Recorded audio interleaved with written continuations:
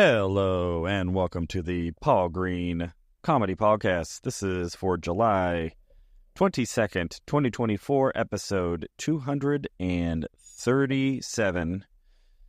Stand-up comedian, actor, improviser. Oh, and I have a new title, and that is business owner of MLC Productions, LLC. That's right, everybody. The Midlife Crisis Comedy Show is now incorporated. We are a limited liability corporation, which is about as much liability as we want. We were going for no liability, but unfortunately they only let us have limited. So, that's the update for yesterday, for July 22nd. I had a chance to go meet up with Josh Novi, our social media manager, and have really more of a business meeting. Usually when we meet up, we do like promo videos and maybe do some jokes and some trends. We didn't do any of that. We formed our LLC, and we really just started to talk about what we want to do from a business standpoint with the Midlife Crisis Comedy Show, which is just incredibly exciting. And so many great things are already in their infancy. And who knows what dreams may come. And then we also had a very great discussion with our social media manager, who told me I can use her name. Her name is Lily. And she's been doing a great job cutting together our videos and cutting clips in reels. And we started talking to her about, hey, how would you like to maybe be like our manager and go get us bookings and all of that fun stuff. And she seemed very excited. I say seemed. It's interesting I would use that word. Why did I say she seemed excited instead of just she was excited? Maybe I have a hard time accurately predicting what women are actually thinking and feeling. I'm making myself laugh. How many men are like, oh, yeah, I know what she's thinking. Oh, yeah, this is what's going through her mind. And then they are unpleasantly surprised of how inept we are at comprehending the beauty that is female. But anyway, so we talked about what that might look like, and just started really getting more serious about treating this as a business as opposed to this kind of just fun show that we do once a month and, don't really make a whole lot of money doing yet.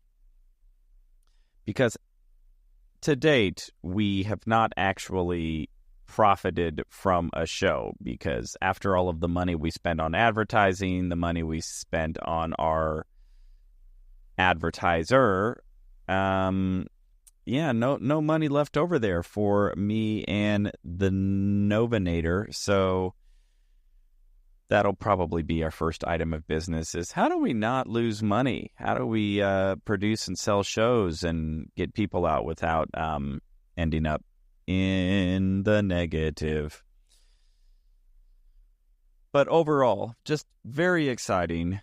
And very much looking forward to this leg of the journey. And I really do feel that Josh and I will be able to accomplish more together, and with Lily helping us out on so many other things, which we need so bad. I remember, this reminds me, I got a memory. A memory's coming up, everybody.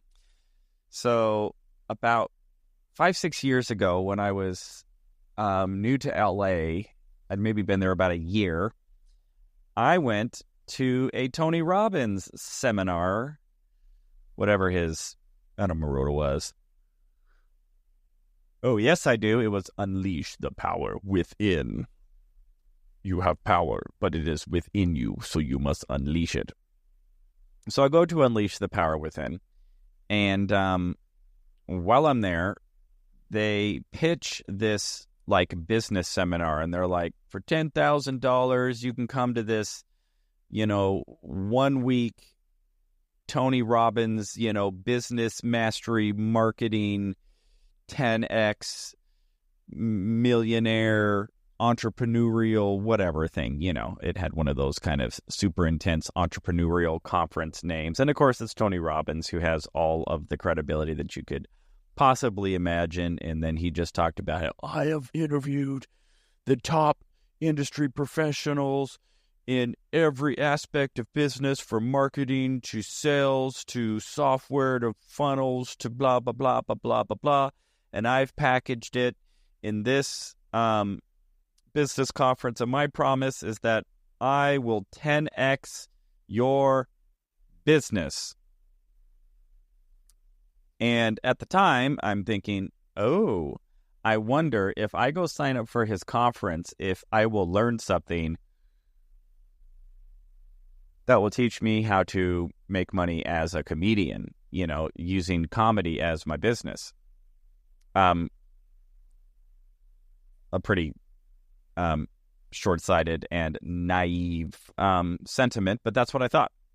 So on the break or whatever, they had the sales tables like out in the lobby or whatever of the venue, to where you could go talk to some salespeople about potentially signing up for this business conference. And so I wait in line. Then I got up to the line, and then I started talking to the guy, and it just said, "Yeah, well, I'm a stand-up comedian, and I do a lot of marketing to try to get myself booked and to try to grow social media followers and all that stuff." And he said, "Oh, so you're an artist?" And I said, "Yeah." And he goes, "That's really great." He didn't say it like condescending. I don't know if I portrayed that very well. He was just like, "Oh, so you're an artist or whatever." And he just goes, this conference is not going to be a good fit for you. He said, "You want to be an artist, right?" And I just said, "Yeah." He goes, "This is not what you want to do. You need to be an artist. And what you need to do is you need to partner with somebody or get a manager who understands the business side of what you're doing. And then your manager or your business manager, if they want to come to the Tony Robbins conference so that they get all of this information so that they are better at managing the business side of your art, then that would make sense." But he goes, "It wouldn't be right for us to take your money," which I really respected, because, I was halfway contemplating handing them over 10 grand.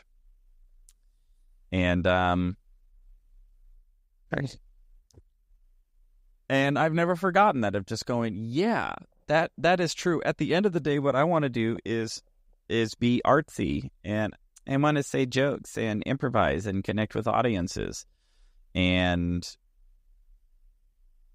in order for that to happen, though, there is a very significant and crucial business element of this whole thing, which, if it's not in place, then there is no art, which is, there's got to be a venue, there's got to be advertising, there's got to be an audience, and there has to be a me, and hopefully the money coming in is more than the money coming out. And that's just the reality. And I think so many artists, it's almost as though, all right, I'm going to wax philosophical and theoretical here. I've always sensed this conflict within artists, and I felt it so much more in Los Angeles.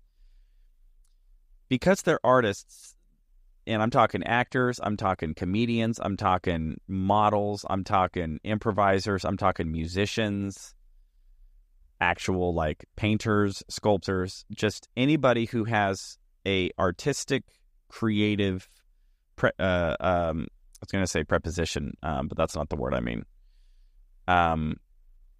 Disposition, that's the word I'm looking for. People who have an artistic disposition. And they're out in LA, which means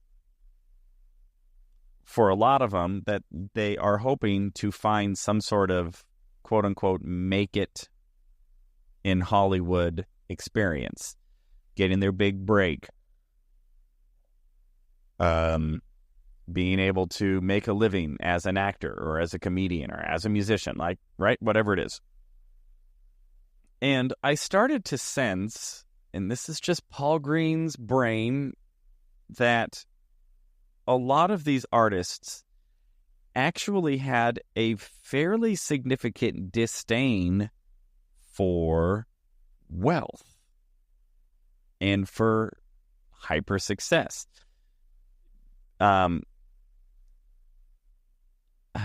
Because I don't know, I would just sense this resentment. They'd be like, oh, this person is just rich, or this person sold out, they only care about the money, or oh, this person got this role on a show that they didn't deserve, they only got it because of blah blah blah blah blah, and they're gonna sell out and just make all this money, but they aren't really true about the art form. And I would hear this resentment, and I'm going, I don't think that resentment, but the flip side of that is you're also in Hollywood, and you also want to be rich and famous, don't you? Did you move out to Hollywood to be poor and broke? I don't think so. So it just felt like there was a very clear inner turmoil between these artists' desire to go out to Hollywood to get their big break, walk the red carpet, get the fame, get the big paychecks, get the big residuals, get the big agent, while at the same time having a pretty significant disdain for wealth, success, riches, and so I don't know. It was just something that I started to sense, and it's a really fascinating notion to me, because there's another derivative of this conflict that I have sensed, which is almost this idea that, let's take like music for example. I've kind of sensed this idea that a musical artist, a music artist who writes a song that's super catchy, super popular, right? It's like ubiquitous globally as like a hit, like, like a Taylor Swift song, a Beatles song, a Michael Jackson song, like these songs that just have worldwide, international appeal. And I've felt and come up against this sentiment of, oh, well, that song is just super cheesy, or it was just a sellout song that the artist just made to be popular. And it's almost like they're saying the more popular an artistic expression is, the less artistic it is, and the more like corporate it is. And I think that is a very interesting mindset to take, again, for people who probably are seeking fame and fortune. So I would always just have this inner dialogue with myself of like, wait a minute, why is it that if an artist creates something that millions, if not hundreds of millions of people like, that makes them less of an artist? That's almost the sentiment of, oh, well, this song is true art because this little indie band is only playing in front of, 10 people at a bar that nobody's paying attention. But they're true artists, they're true creative because the song is so weird that there's no way it could go mainstream. And yet, any artist who makes something mainstream is some sort of sellout. And I go, what greater indication of artistry than one person's capacity to write a song that resonates on a base level, though it may be, with the most amount of humans, right? It's like, yeah, Taylor Swift songs are remarkably simple and sophomoric, and yet millions, if not maybe in the billions of people have heard a Taylor Swift song and have danced along to it and have hummed to it. To me, what greater art than to influence the emotions of the most amount of people? Now, I'm not suggesting that a piece of art that influences a smaller number isn't art or is less than art, but I definitely don't think or feel that the more appealing you are to a wider generation or a wider demographic of people means that you're less artistic. If anything, I think it does make you more, because you have learned how to create something that, again, influences the emotions of more people. All right, enough of that philosophical high horse. What does this have to do with anything? All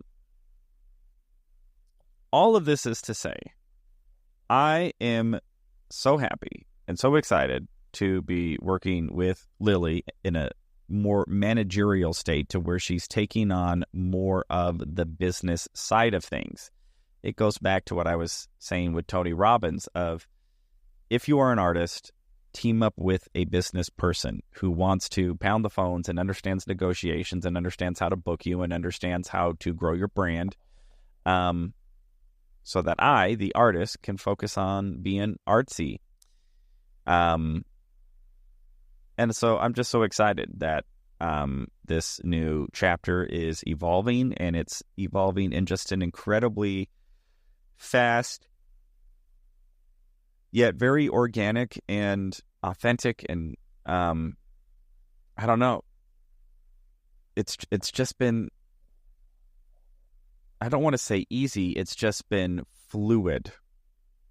And there's this narrative that to be successful, you have to like grind and do all these hard things, which I think is true. But when it comes to finding your team and finding a team that believes in you and believes in what you're trying to do, and then just wants to be in alignment to help move that forward, I just think is incredibly invaluable. And it makes the grind not seem like a grind. And to validate my whole rant about artistry, I mean, my goal is to expand my comedy art to the point to where the maximum number of people who could potentially be interested in my comedy can be reached and can be made to laugh and, made to be able to connect and have an emotional connection to my art. And I'll tell you, I do not have that conflict. I definitely want to be as big as I possibly can, whatever that looks like. And I have absolutely no hesitation to say that I would love to have as much financial resource and revenue occur as a result of all of the work that I've done so far, and the work that me and Josh have been doing, and then the work of Lily coming on board. So I got no qualms. I have no conflict here, man, in terms of the art has to be small and niche to be considered art, and that artists need to be poor to be considered artists. I reject both those claims. My desire is to be as ubiquitous as possible with my comedy and my art, and to have the finances reflect. So there you go, everybody, which, by the way, I'm violating a law of power by stating all that. I'm being transparent, which, according to the 48 Laws of Power, not good. So, speaking of the 48 Laws of Power, those of you who follow the podcast know that I have been nitpicking at a law a day of the 48 Laws of Power. And let's see if I can remember what today's law was. Thinking. Yes, I remember. It was something along the lines of know who you are dealing with and do not offend the wrong person. Okay, so we're back sort of in dicey, principled territory for yours truly here. As I have said, as I have been on this tirade, not really a tirade, but this, I'm really just doing a book report on the 48 Laws of Success, or Laws of Power. And quite frankly, I have not really enjoyed them. And again, I can't say that I disagree, but I can say that I do think that for every law in this book, there's probably another higher law, which I think might be a more effective strategy or principle or belief system to operate in a manner that might bring greater long-term benefits. And as I've mentioned, this book is very cynical. So, anyway, this principle, it was a bit of a no-brainer. It just goes, well, yeah, you never really know who it is you're dealing with, and the more vetting you can do to make sure that whoever you are putting your trust in, whatever sort of relationships you're creating or evolving, to just know who you're dealing with. Are you dealing with somebody who has a short fuse? Are you dealing with somebody who's actually a wolf in sheep's clothing? Or are you dealing with someone who is flaky, or like whatever it is? And then this other element of do not offend the wrong person obviously just had to do with if your boss is the type of guy to where you're all at the party, he can't take a joke. Well, you might want to know that and figure that out to be like, oh yeah, let's not roast the boss. But then there may be other bosses who absolutely love getting roasted and, whatever. So, what do I feel about this principle? I mean, there is definitely an importance to that. I don't like how the book frames the principle, because then it instantly goes to war and goes to like, you must know who your enemies are and who your foes are and how to vanquish them. And then you must know who your allies are and all that stuff. So yeah, it gets into that cynical nature, but I do think that is valuable. And I mean, my gosh, how many stories do we need to hear of, relationships that started out on good footing, but maybe moved a little fast. And then it turns out that, one person in the marriage ends up being a serial killer, or, having multiple families, or, is guilty of insurance fraud, or, it's just like, okay.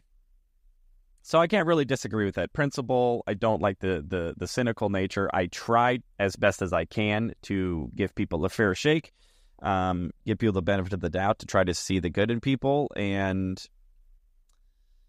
if anything, I probably would benefit from maybe being a little less so.